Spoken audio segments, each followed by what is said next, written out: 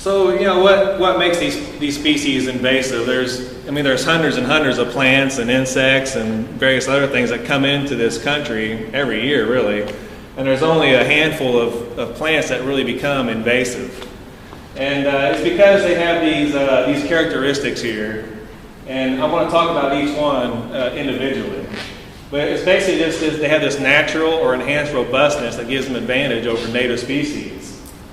The higher resource use efficiency. Bush honeysuckle has 169 to 223 growing days. The native plants, 120 to 180. So bush honeysuckle has 40 extra days where nothing else has leaves. They're getting full sun, even in the understory of a close canopy forest like this here. You can see this is early spring. The bush honeysuckle is fully leafed out, growing, photosynthesizing, no competition whatsoever. And this is what gives them the ability to form these pure stands and completely shade out any other species. Even the spring ephemerals, the stuff that comes out the earliest, they're subject to being shaded out by these guys because of this trait.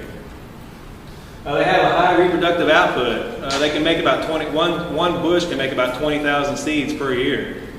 In these little red berries, there's 2 to 6 seeds in them. And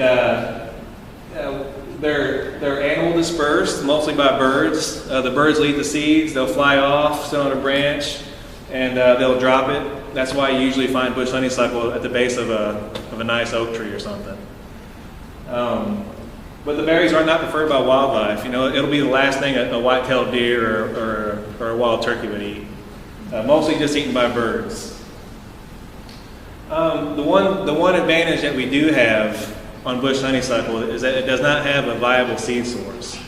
Once that seed is dropped and it hits the ground, it's only viable for 1 year. Most invasives, the seed viability is usually 7 years or longer. Stuff like autumn olive. If you go out and spray your autumn olive, you got to keep coming back for 5, 6, 7 years because there might be a seed bank in the soil that'll pop back up. Bush honeysuckle, you go out there and spray it down, you get rid of your seed producers, and you don't have to worry about the seed production anymore because the seed viability is only for 1 growing season. That's what makes this invasive beatable. Even though it's by far the most aggressive invasive shrub we have, it's why we have a leg up on it because of that trait.